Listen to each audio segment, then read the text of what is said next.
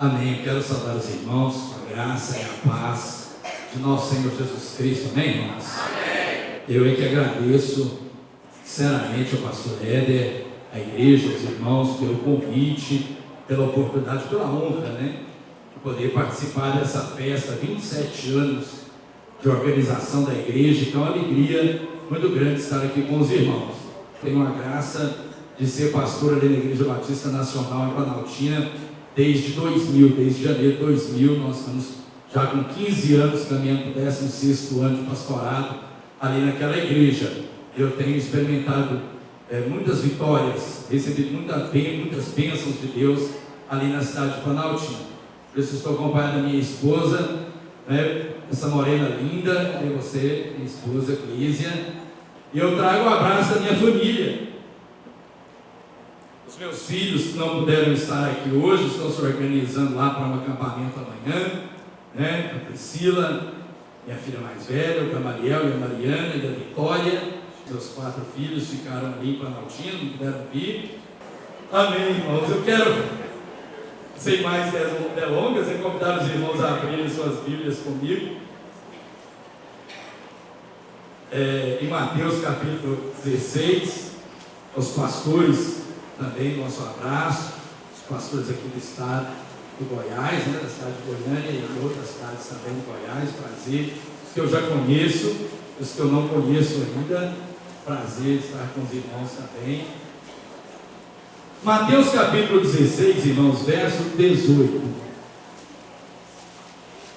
Eu vou ler só a última frase, a última parte do versículo. E as portas do inferno não prevalecerão contra a igreja. Olha, Senhor Deus e Pai, louvado seja o Senhor. Senhor, nesta noite eu quero agradecê-lo por tudo que o Senhor já tem feito em nossas vidas. Quero agradecê-lo pelo cuidado, pelo zelo, ó Deus, pelo amor com que o Senhor tem nos amado. Ó Deus, e nesta noite a igreja do Senhor se reúne para celebrar esta data especial, 27 anos de organização da Igreja Batista Nacional Filadélfia. Ó Deus, eu sei que esta igreja, ao longo destes anos, enfrentou muitas lutas, muitas batalhas, muitas dificuldades, mas as portas do inferno não puderam contra esta igreja, porque é a igreja do Senhor. Deus, em nome de Jesus, nós oramos agradecendo e te pedimos, ó Deus, fala aos nossos corações nessa noite, que a tua palavra venha ao encontro dos nossos corações, das nossas necessidades, e que o Senhor fale conosco poderosamente, em o nome de Jesus. Amém. Glória a Deus. Irmãos, eu quero ministrar nessa noite sobre as vicissitudes da caminhada da igreja, ou na caminhada da igreja. Os desafios, as lutas, as alternativas, as dificuldades que a igreja do nosso Senhor tem enfrentado ao longo dos séculos, dos anos. Nós não temos dúvidas, irmãos, que a história da igreja é uma história bonita, uma história marcada por momentos de honra, por momentos importantes, por momentos de grandes vitórias. Mas nós não ignoramos que ao longo da história também a igreja do nosso Senhor, a igreja de Cristo, também passou por muitas lutas, por muitas dificuldades, por muitos desafios. No início do cristianismo, os cristãos eram perseguidos, a igreja era perseguida. O inimigo tentou de todas as formas destruir a igreja, matando os cristãos. Mas à medida que o sangue dos cristãos era derramado, o sangue era derramado, mais almas eram salvas, mais pessoas criam em Cristo, acreditavam em Cristo, porque os cristãos não negavam, mesmo diante das maiores atrocidades, os cristãos não negavam a sua fé, e isso de alguma forma fortaleceu a fé de muitas pessoas que viam aquelas perseguições, aquelas mortes, e eles foram convencidos e convertidos de que Cristo de fato era o Senhor. Ao longo dos anos, dos séculos, nós também temos enfrentado heresias no seio da igreja. Muitas. Nosso tempo não é diferente, irmãos. Nós temos enfrentado, temos confrontado, temos tido embates severos com uma série de ensinamentos, de doutrinas, de dogmas, de posicionamentos que tem de alguma forma convencido muitos crentes e tem trazido até muita dificuldade na igreja.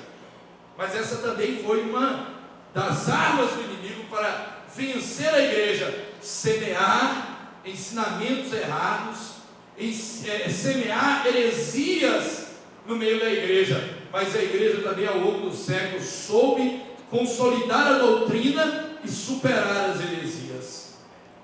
Nós vencemos, passamos por uma união absoluta entre a igreja e o Estado, ao ponto de que nós não sabíamos em alguns momentos da história quando é que se tratava de decisões do Estado, quando se tratava de decisões da igreja.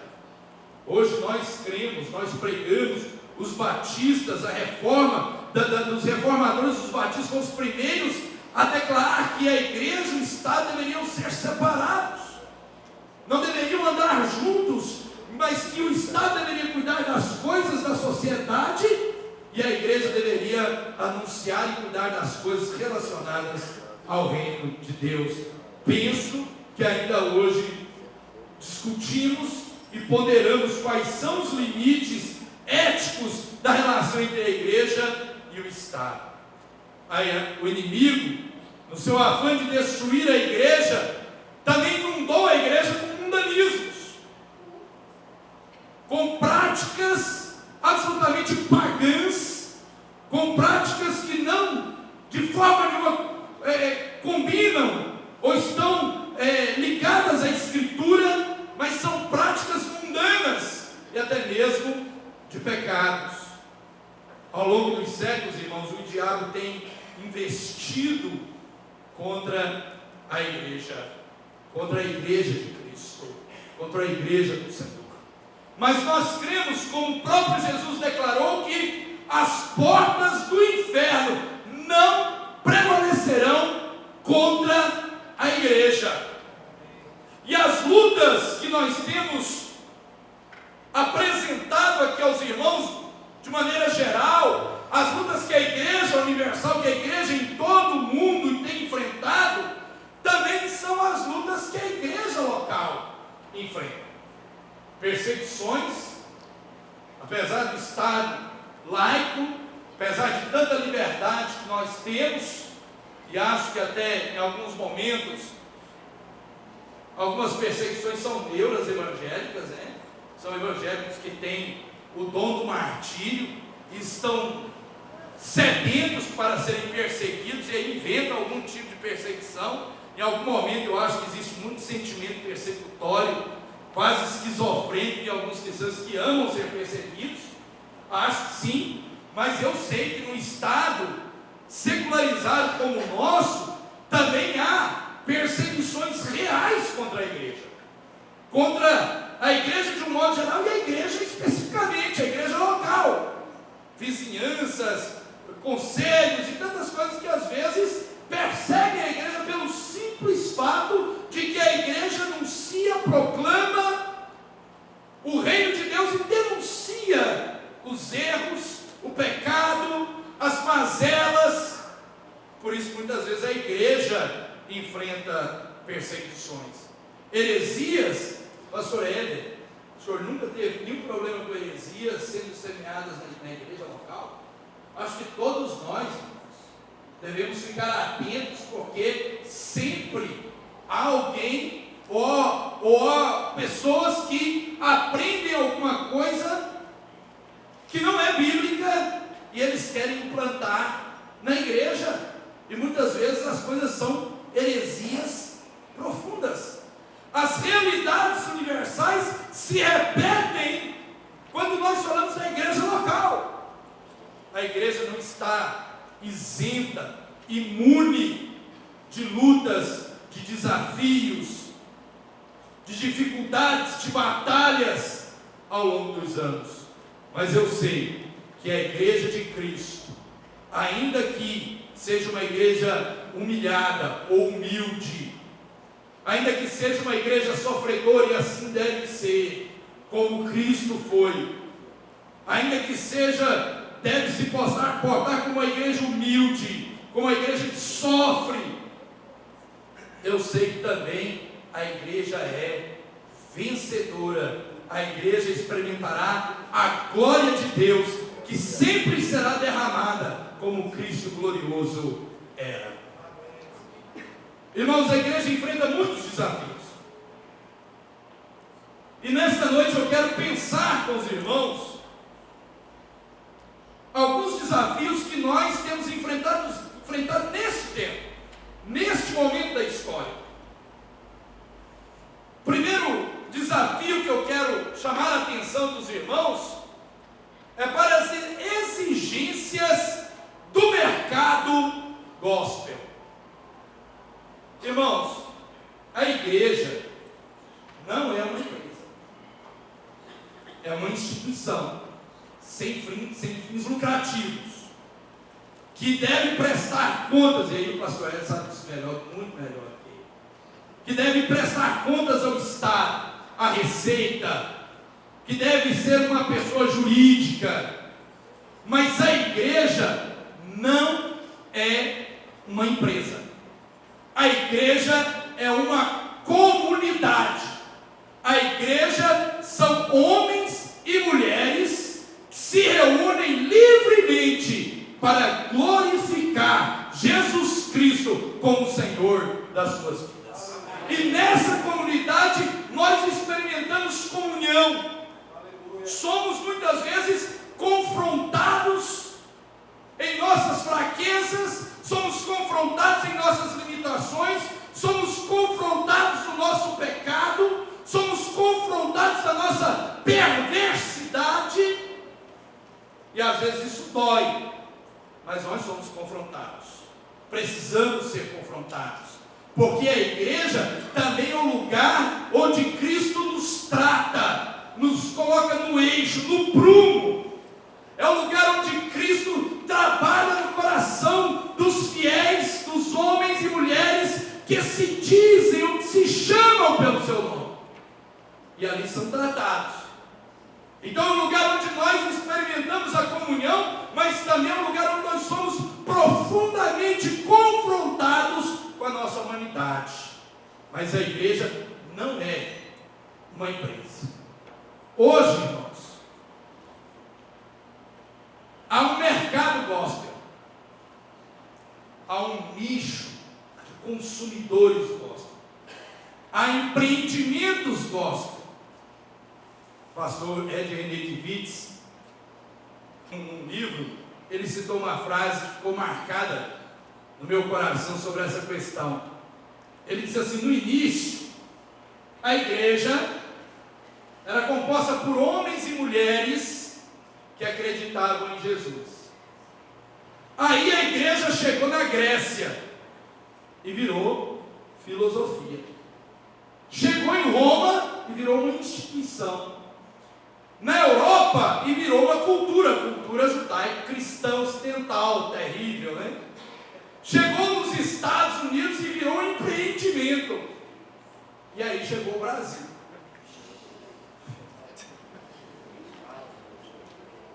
Diz o René, chegou o Brasil e a igreja virou um evento. A igreja virou um evento.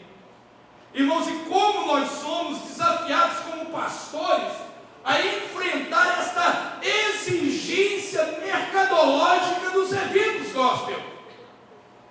Em Brasília, não sei aqui em Goiânia, mas lá em Brasília, para a gente segurar algumas pessoas na igreja, a gente tem que tentar fazer um show, né, gospel melhor do que o que está sendo feito em outro lugar, em outros eventos. E às vezes alguns vão sucumbindo diante dessa perversão de um culto eventual, de igrejas que vivem movimentadas, movidas, estimuladas pelos eventos. Os crentes vão à igreja não por causa de Cristo, não por causa da igreja em si, não por causa da doutrina, não para aprender a palavra, mas muitos vão pelo simples fato de saber quem estará na igreja, qual será o pregador, quem será o cantor famoso. Irmãos, cobras dos pastores, nós estamos sendo muito provados pela igreja, exigidos da igreja para apresentar crescimento. A igreja tem que crescer, pastor. Essa igreja está pequena. Em todo lugar que a gente chega, porque as pessoas sempre dizem, a igreja tem que crescer, o ano que vem tem que ter mais terreno. Pastor, tem que crescer, tem que expandir. É o que a gente sempre ouve. Há uma exigência, as pessoas começam, pastor, o senhor não está vendo que a igreja que abriu ali recentemente, começou, pastor, não tem nem 3 anos, pastor, já está com mais de 1.000 membros. O senhor não está vendo isso, abre o teu olho. E os membros mesmo vão dizendo, pastor, fique esperto, pastor. O senhor não está vendo? Eu não sei se uma igreja que começa em 3 anos chega a 1.000 membros assim, só pregando o evangelho, só ganhando almas. Eu realmente nunca vi. As que eu conheço já começam com 400 membros de outras igrejas. Mais da metade já vem de algum outro lugar, inconformado por causa dessa experiência do mercado gospel. E nós avaliamos aqui o crescimento simplesmente pela quantidade de pessoas que estão na igreja, que estão no templo. Avalia-se o crescimento pela quantidade de pessoas. Se bem que hoje está bom, né, pastor? Está bom, está cheio. Lá em Brasília, para a gente fazer um culto sexta-feira para dar esse tanto de gente, tem que chamar a gente acima da média, senão não vem não. É por aí. Difícil, irmãos, porque nós avaliamos o crescimento da igreja não com valores reais, mas subjetivos. A igreja cresce em números, sim, irmãos. Eu sei que cresce, mas a igreja também deve crescer, e antes deve crescer na graça e no conhecimento de nosso Senhor Jesus Cristo. Se a igreja erra, não é porque são muitas pessoas ou são poucas. Se a igreja erra, é porque falta o conhecimento de Deus e falta o conhecimento da sua palavra.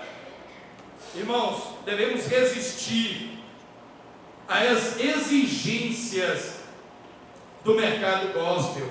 A igreja tem crescido em várias frentes missionárias, em várias frentes na humanização do homem,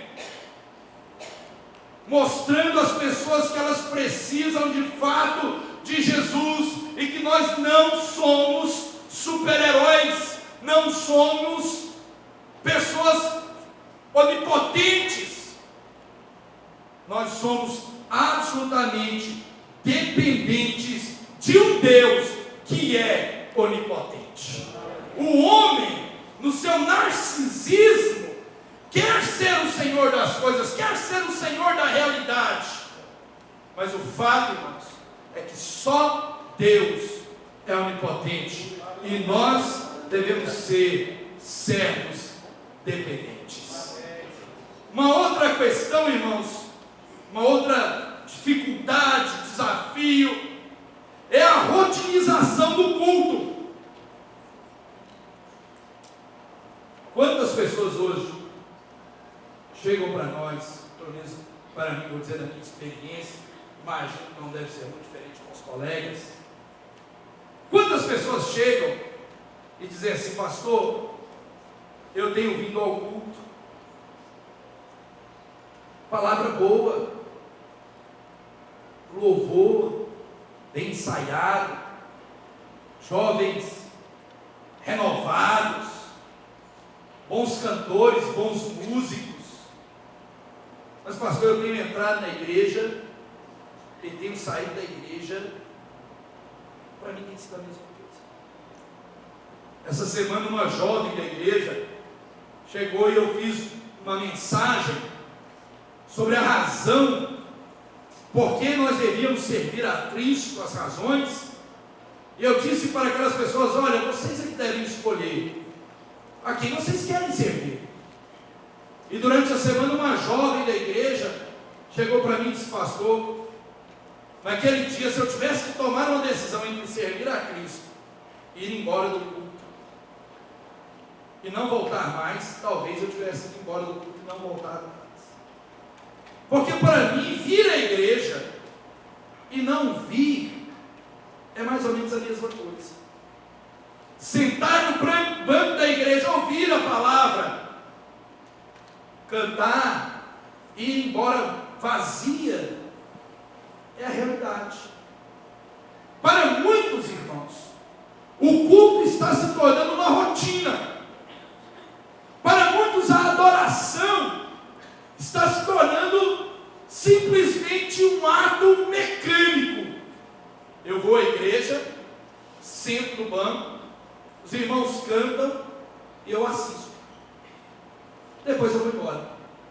E a igreja deixa de ser o lugar de adoração, a casa de oração, para ser um clube social, onde a gente vai, encontra pessoas queridas, encontramos um pastor que ora por nós, que gosta de nós, encontramos pessoas com quem nós temos amizade, mas nós não temos experiências com Deus.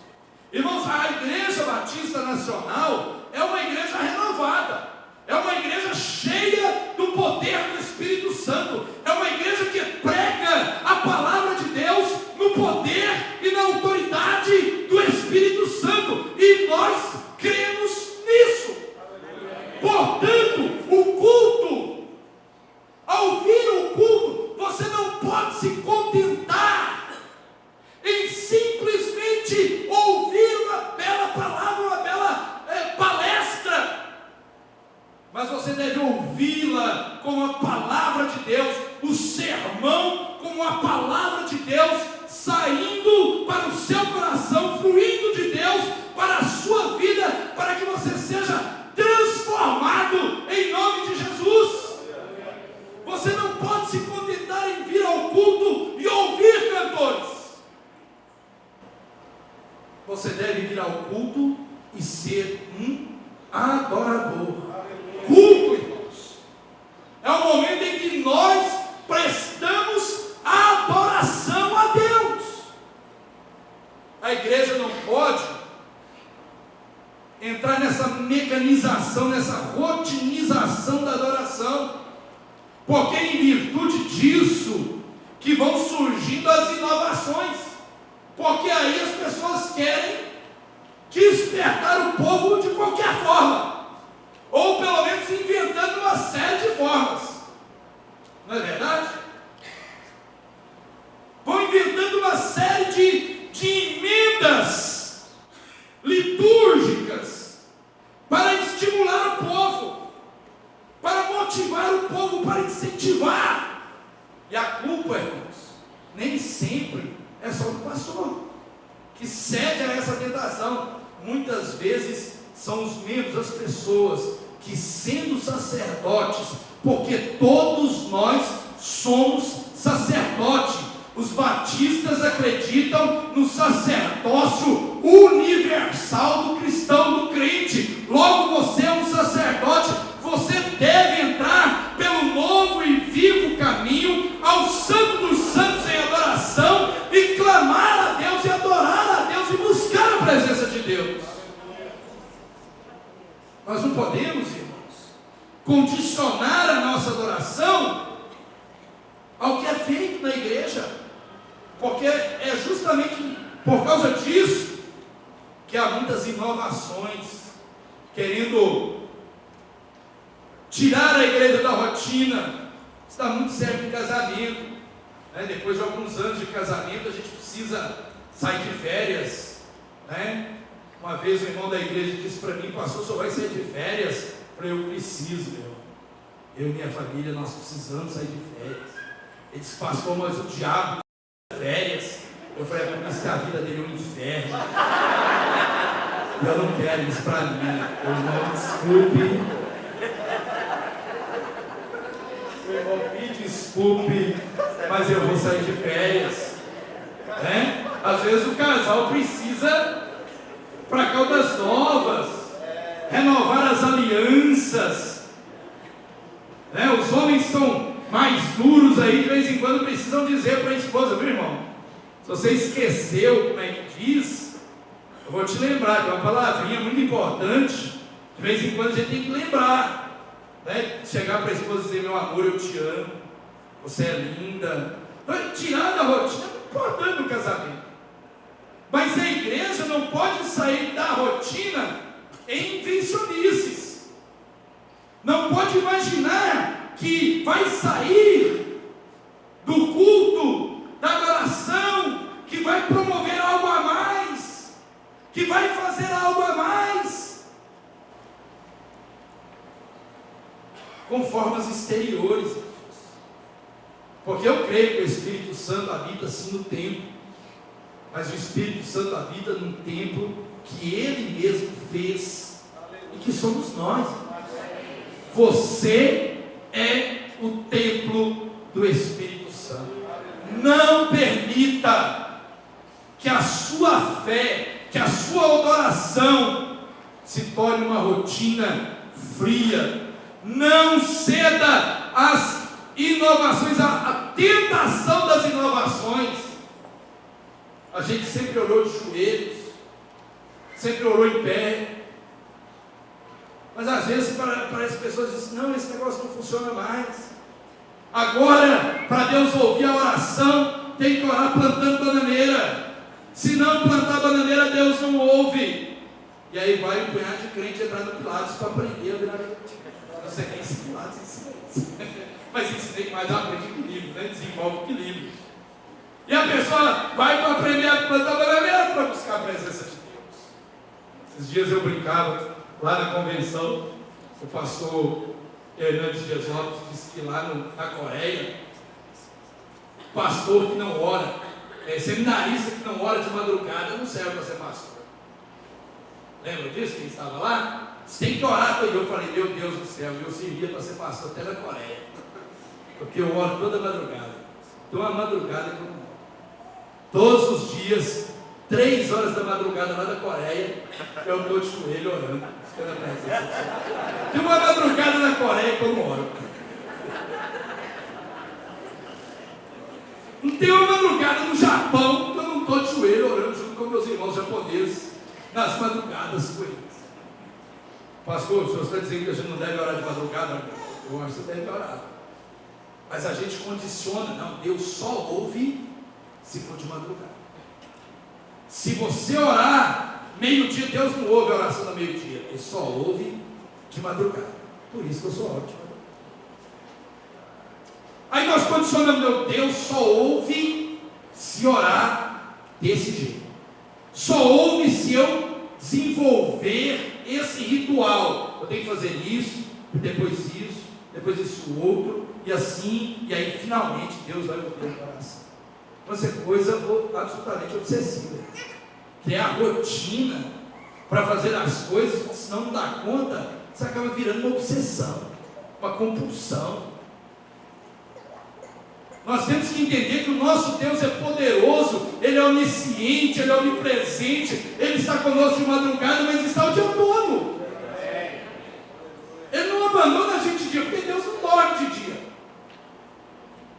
Deus não tapa os ouvidos às nossas orações quando nós oramos à madrugada, ou ao amanhecer, ou ao entardecer, ou à noite. Deus está sempre atento às nossas orações.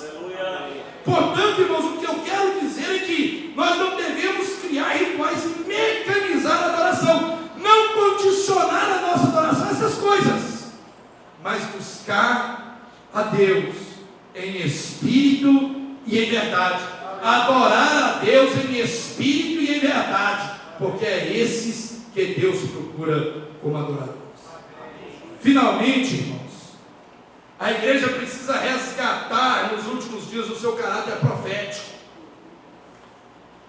De alguma forma nós perdemos, ou banalizamos, ou perdemos, ou banalizamos, porque hoje qualquer coisa virou profético. Qualquer coisa. As pessoas fazem qualquer coisa. Isso é profético, pastor? Não, irmão, eu só pisei do prédio. Sim, pastor, é a profecia de como o senhor vai morrer. Esse cara também. Amém, eu não sei nem se eu mereço. Hoje, qualquer coisa, as pessoas falam de profecia, então eu não sei. Tenho dúvida se nós perdemos o caráter ou se nós banalizamos.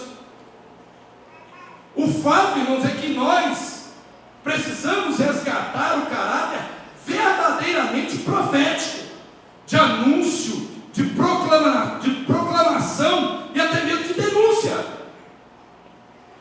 Eu não tenho dúvida, irmãos, que nós temos vivido um tempo, se chamado de alguma forma como o tempo do fim das utopias. E a igreja relegou um mundo possível, um novo mundo possível, ao tempo escatológico, ao fim dos tempos. Nós vamos viver um tempo de paz, mas vai ser lá no milênio, lá no céu. Aqui na terra, os nossos bairros, as nossas cidades, vamos nos matando. Vamos nos matando, atropelamos um, somos atropelados. Crimes, jovens morrendo, drogas, tráfico. Qual é o sonho, qual é a esperança, qual é a profecia da igreja? As nossas cidades, irmãos, nós estamos vivendo um caos, um desespero absoluto. E a igreja está conformada. Morre um hoje, morre outro, um matado, outro. E para nós a coisa está tudo bem. Entram na casa de um, levam tudo. O irmão vem para o culto da virada do ano, quando chega em casa não tem nenhum móvel. Não, meu irmão, isso é assim mesmo. Devia ser algum comunista já aproveitando para fazer a partida. Mas nem comunista a gente tem mais, já acabou as utopias. Ela roubou mesmo. E as pessoas vão se conformando com as violências da cidade, com a violência urbana, com a violência social, com a violência das pessoas, dos bandidos, dos policiais, das pessoas de bem.